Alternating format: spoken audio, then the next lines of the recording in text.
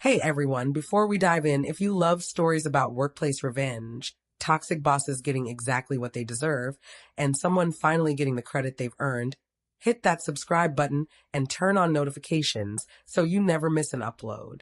Halfway through my big pitch, my boss slammed her palm on the conference table so hard the water glasses jumped.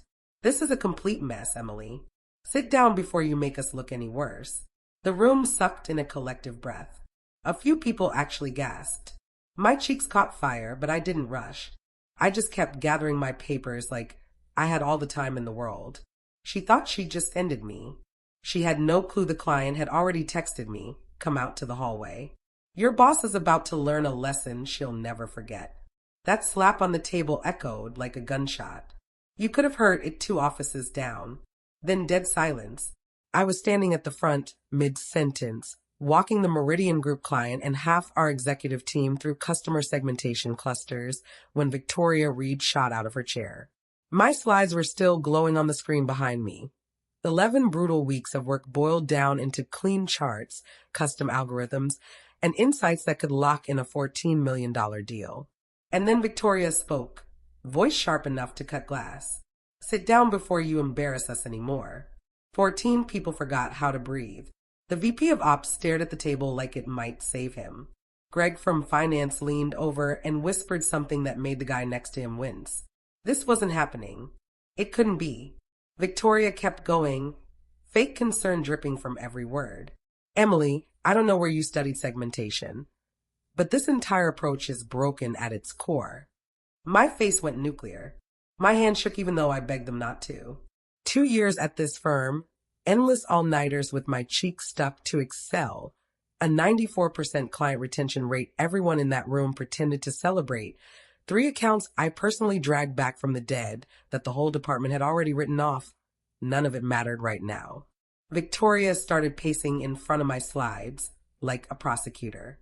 "It completely ignores generational spending differences. The predictive models rely on outdated regression techniques." She paused, scanning the room to make sure everyone was drinking in her performance. "I'm truly sorry this made it to presentation stage." My phone buzzed once, twice, 3 times in a row. Everyone was waiting for me to crumble, to mumble an apology, to prove Victoria right. Instead, I closed my laptop with slow, deliberate calm and straightened my notes into a perfect stack. "I'll step out so you have room to present," I said, voice steady. For half a second, Victoria looked shocked. Then a smug little smile spread across her face. She thought the war was over. I walked out on legs that felt borrowed, pulled my phone from my pocket, and almost dropped it when I saw the messages from an unknown number. "This is Dr. Layla Carter. Step outside. Your manager is about to get a very rude awakening." She has no idea who she just humiliated me in front of. Standing in the hallway. Everything clicked in a sickening way. My skin was still burning, but my hands had finally stopped shaking. Those texts glowed like someone had just handed me a parachute. Through the door, I could hear Victoria's muffled voice. Confident, smooth, probably passing off my ideas as hers right that second. 11 weeks. Not casual weeks, 16-hour days, weekends, 200 interviews across 8 cities.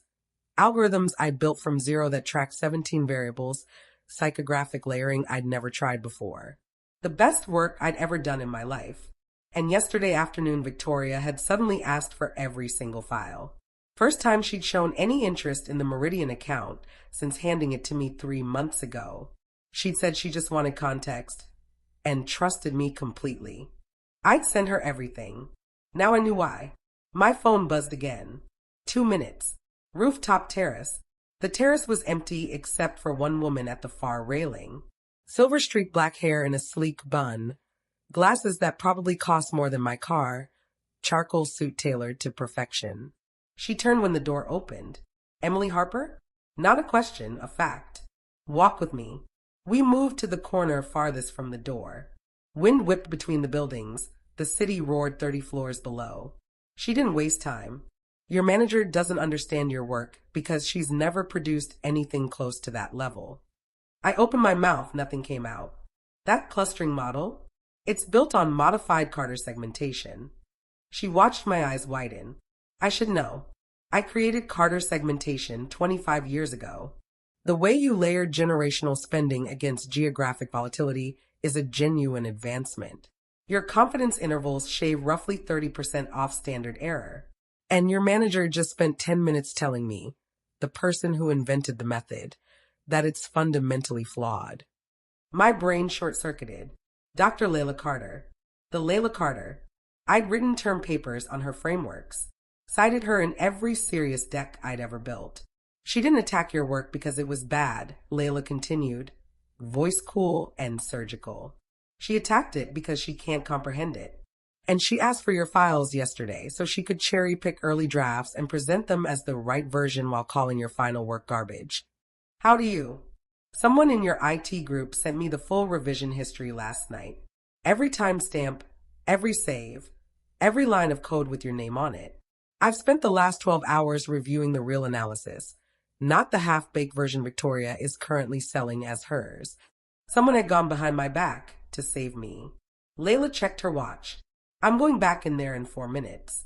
I'm going to ask your manager a few very technical questions about the methodology she just trashed. She won't be able to answer a single one. When that becomes obvious, the story changes from Emily isn't ready to Victoria has no idea what she's talking about. She started toward the door, then paused. One more thing. Go back to your desk. Pull every major project file since Victoria became your manager. Creation dates, revision logs, everything. Email it to the address on this card. Then stay away from that conference room. You don't need to watch what's coming. I took the stairs down 6 flights, legs like jelly. The floor was almost empty. I dropped into my chair, woke my computer, and started pulling files. Hartley Manufacturing, March. 6 weeks of supply chain modeling. Final board report dated 3 days after I finished. Victoria listed as lead author. Me buried in the footnotes. Riverside Retail Expansion Algorithm, July. 5 weeks of work.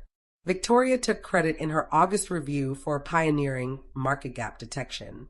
Davidson Hotel Sentiment Analysis, October.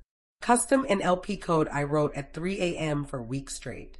Victoria won an innovation award for it in November, while I clapped like a good soldier. The pattern was undeniable.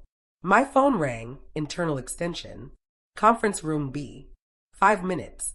Come alone. Sarah from IT was already there. Laptop open, files everywhere. She looked like she hadn't slept. Close the door. After you walked out, I did something maybe I shouldn't have. Actually, I did it last night. When Victoria requested your full Meridian folder, I made a clean copy of everything. Original dates, full metadata, your authorship baked into the code, and sent it straight to Dr. Carter. You sent my work to the client without asking me. I sent the truth to the one person who would recognize it. Emily, you're the 4th. David Park, Maria Alvarez, Kyle Brennan, Marcus in accounting's cousin. Same playbook every time. She spun her laptop. Spreadsheet after spreadsheet of file access timestamps. Every single project followed the script. Analyst creates masterpiece. Victoria requests files. Victoria presents as her own. I see everything, Sarah said quietly.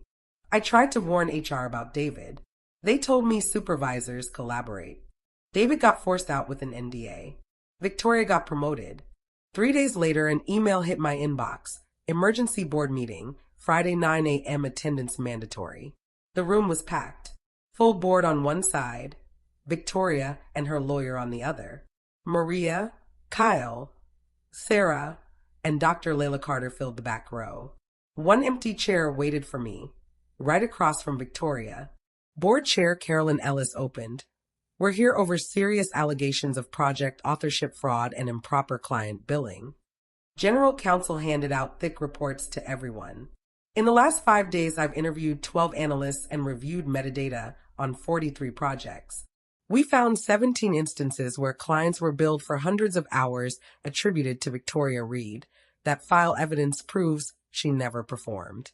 Total overbilling, approximately $215,000. Victoria's lawyer jumped in. Metadata can be faked. From 3 separate backup systems, including our off-site vendor, counsel cut him off. Dr. Carter stood. May I ask Ms. Reed a few questions about the work she claims to have supervised? What followed was beautiful destruction. Ms. Reed, walk us through the exact mathematical difference between standard Pearson correlation and the proprietary framework Emily used. Victoria smiled, spouted vague buzzwords, then crashed and burned on every follow-up. By the third question, she was mumbling about needing to pull the files. Dr. Carter's smile could have cut steel. You presented those files 20 minutes ago as your own work. Maria and Kyle told their stories. Sarah projected billing fraud slide after slide.